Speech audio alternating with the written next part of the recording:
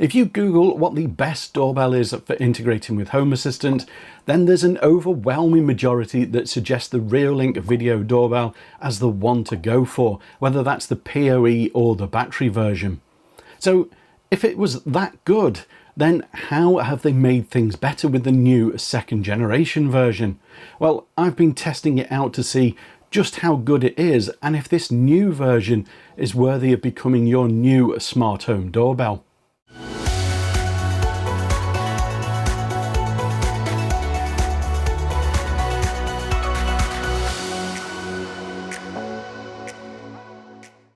Hey everyone, my name's Simon and welcome to Byte of Geek, a channel that's all about Home Assistant and smart home technology.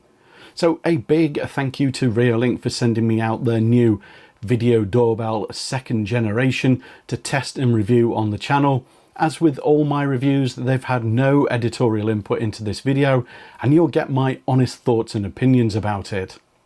What we've got here then is the new Reolink Video Doorbell second generation, and inside the box we have the doorbell, which is quite a solid feeling unit. We then have our accessories pack, which contains a mounting template, flat and angled mounts, wiring for connecting to your main supply, your fixings, and a rather chunky instruction manual, which of course I'm not going to read.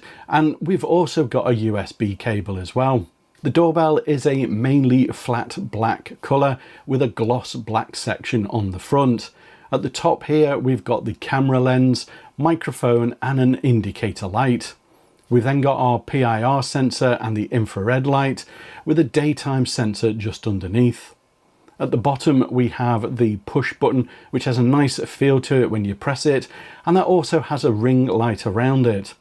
On the base of the doorbell we have the speaker, and then on the back we have terminals for connecting the wiring to a power supply, and we've then got this rubber flap which hides the micro SD card slot and the USB-C port for charging the battery.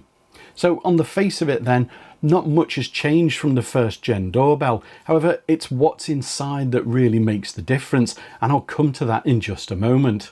Setting up the doorbell is quick and simple. Just turn it on, add it into the Reolink app and then scan the QR code to continue. You then need to configure your network setup and give the doorbell a username and password. If you've got a chime for the doorbell, whether that's an existing one or the optional Reolink chime, then you can add that to the doorbell as well. I've got the optional one, so you just plug it into a power socket and then you put it into pairing mode. So if we take a look at the main features of the Reolink Video Doorbell then, and this has a 4 megapixel 2K camera with a resolution of 2048 by 2048, so a 1:1 aspect ratio, and a field of view of 150 degrees horizontal, 150 degrees vertical, and 180 degrees diagonal, giving you a nice view from the camera. During the day you have colour footage, and at night with infrared you get black and white footage. It has a 7000 milliamp hour battery and it's using the new Qualcomm Micro Power Wi-Fi solution, which I'll talk more about in just a moment. It can also be connected to mains wiring of 8 to 24 volts AC and 24 volts DC, and in doing this you do enable the ability to have 24/7 recording as well as a few other options. It's IP65 rated, it has local storage of up to 512 gigabytes via a micro SD card, and it'll connect to either 2.4 or 5 gigahertz Wi-Fi.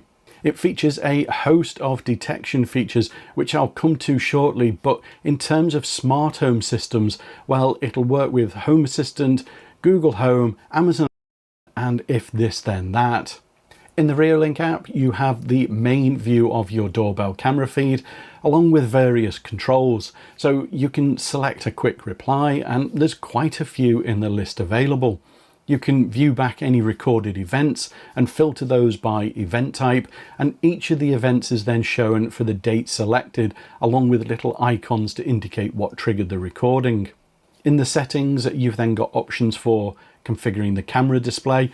You've got your usual options to change the graphics on the footage. You can show the bounding motion boxes, you can adjust the brightness, enable anti-flicker, and you can turn HDR on and off as well. You can change how the night vision works, and you can also define a privacy mask. You then have audio options, so you can define the volume for the doorbell outside and the tone that is played, and you can also set up your auto reply option here as well. If you want your doorbell to be a little more stealth at night, then you have options to turn off both the infrared and button lights. You get quite a few options for your mobile notifications, including the option to snooze them. So if you're outside washing the car, then you won't get spammed with messages whilst the doorbell keeps detecting you. Notifications can be configured on a per type basis, and you can schedule when they come through as well. You can have basic notifications, which is the default, or you can opt for ones with a still or moving image. You do need to subscribe to activate those last two, but there is a free tier which gives you 25 of those notifications per day. I've got some footage from the doorbell now, and as you can see, it's a sunny day outside, and as is common on top-to-toe doorbells, you do have some curvature around the edges of the lens. However, you've got a really nice wide view of things, and the footage is nice and clear, with the colour reproduction being accurate as well. Onto the nighttime footage then, and there's some initial overexposure to start with, but the camera performs really well and you end up with quite a sharp looking image here. And the only additional lighting in this footage is from the lamppost, which is over 30 feet away, so the lens are really working well in low light conditions. As this doorbell has HDR, I've got a couple of clips here showing you what the footage looks like when it's off compared to when it's turned on. And you can certainly notice a difference. Some of the detail that was hidden in the shadows is now showing up. But what do you think of it? Let me know in the comments down below. Now, some battery-powered doorbells are notoriously bad for the delay when someone rings the doorbell, and this is something that Reolink calls out on their website. So of course, I've had to give this a test in this review. In the first clip, we've got my phone connected to my Wi-Fi, and then in the second one I have it connected to 4G, and as you can see and hear, the response time in both clips is very quick indeed, at around 2 seconds for the call to come through, and then just over a second for the voice. Now, this may well be quicker if you've got this wired up to your main supply, but if you're just going to run this off a battery, then this is the level of response that you can expect. The original Reolink doorbell must have been one of the most recommended doorbells for Home Assistant users. So if you're using Home Assistant and you've been looking for a doorbell that offers not only a camera feed, but also sensors so that you can build some amazing automations, then this second gen version doorbell is the perfect addition to your smart home. The doorbell connects straight into Home Assistant via the Reolink integration and without the need for the Reolink hub. As you can see, we have a huge list of sensors and controls for the doorbell available to us, including both high and low res camera feeds. So basically almost everything that's configurable in the app we have available here. There are quite a few items that are disabled by default, which you may want to enable, as I've gone and done with mine already. And with just some simple automation, you should now be able to pop up the doorbell feed onto your tablet or TV when someone rings the doorbell, just like this. One of the big changes in this second generation doorbell is the introduction of the new Qualcomm Micro Power Wi-Fi SoC technology. This is quite the upgrade from the previous generation doorbell and aims to do away with some of the common issues with battery-powered cameras. Wi-Fi has been notoriously power hungry, forcing battery-operated smart home cameras to rely on deep sleep states that result in delayed wait to record times. And this new Qualcomm technology is designed specifically to bridge that gap, delivering up to 88% lower power consumption compared to the previous generation of IoT Wi-Fi chips. For you, that results in lower battery consumption with longer times between charges, and Reolink claim up to 10 months on a single charge. Of course, as with all these stats, that will vary according to your individual circumstances. You should also experience a quicker response time from the doorbell when it wakes up, which should reduce the lag between someone being detected and them being recorded, something that all battery-powered doorbells have been prone to. The Reolink doorbell has several event detection options, all of which are available without an additional subscription. You've got your usual person, vehicle and animal detection options, and then you've also got things like package detection. With all of these, you can define a size to ignore when the object is moving and an exclusion zone where you don't want activity to be detected, and both of these can help cut down on false positives. You also have zone loitering, where you can define an area, and if you have someone just standing around in that area, then the doorbell will sound an alarm if they're there for any length of time. With the package detection, the Reolink doorbell doesn't use a second camera to determine if something is there. Instead, using its top-to-toe view, it has an adjustable area where it detects any packages. So I popped along with a parcel and left it on the step, and as you can see in the event timeline, it's detected that there's a package there and marked that event accordingly. The video doorbell doesn't come with an included chime, which does keep the price down a little, but it is something to be aware of if you don't have an existing one or any other way of being able to hear it. Reolink sent one over though, and it's a plug-in chime that just pairs with the doorbell. It has a good range of chimes available, about 10 in total, and they all seem to be very different.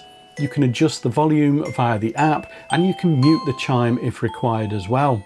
Now, everyone is different when it comes to where their doorbell is storing the recorded footage, but if local storage and control is something that's important to you, then the Reolink Video Doorbell has plenty of options here to help with that. The doorbell itself has a micro SD card slot with capacity of up to 512 gigabytes. You can connect it to the Reolink hub or an MVR if you've got one of those, and you have FTP capability as well if you'd rather store it somewhere completely different. So then, what's my overall opinion of the new Reolink Video Doorbell 2nd Gen then? Well, I've not had the pleasure of using the 1st gen doorbell, but I know a lot of people have a very positive opinion of it, mainly because of the integration in Home Assistant and how they could get a video feed to pop up on their TV or tablet screen. So in that way, I'm coming at this 2nd gen version without any prior experience. My first impressions are that it's a very smart looking doorbell, maybe a little longer than what I was expecting, but it's certainly a very solid and quality feeling device, especially when you consider the price of it. Putting the looks aside though, and the footage from the camera is extremely high quality and very clear for a 2K camera, and that wide view really does capture more of the scene in front of it. Having HDR really does help pull out the detail where there are shadows in the scene, so I'm sure many people will find that useful. In terms of battery performance, I think it's performed really well whilst I've been testing it. In fact, I'd go as far as to say that I've not just tested it, I've absolutely hammered it. The doorbell has recorded an average of over 380 events per day, which is way outside the normal usage that all manufacturers typically quote in their marketing material. Yet it still had over a third of its battery life remaining by the time I recorded this video. Out of curiosity, I ran my numbers through AI to find out what the expected battery life would be based on my usage, and if I actually stuck to the manufacturer claimed number of activations per day. The result was almost 9 months, which is extremely close to what Reolink are claiming. However, under normal usage, I think this 2nd gen doorbell will last absolutely ages on a single charge, and a lot of that comes down to the new Qualcomm micro power technology that Reolink are now using in these devices. Of course, everyone's circumstances are going to be different. I've been live viewing with this, playing around with Home Assistant with it, along with a whole bunch of other things, so take my usage into account rather than something you'll definitely get. And for a battery powered doorbell, the response time to answer a call is very impressive, finally doing away with that terrible problem of talking over each other due to the delay. I've really tried to think as to what I would improve with this doorbell, and it's not been easy, especially given the price. I know some will be waiting for a PoE version, but that's not really what this second gen version is about. If you're after a smart doorbell that offers strong local control, flexible storage options and proper smart home integration including Home Assistant, then you can pick up the new Reolink Video Doorbell 2nd Gen for £120 or $150. I've put an affiliate link in the description below. Alternatively, you can just scan the QR code shown on the screen here if you prefer to do that.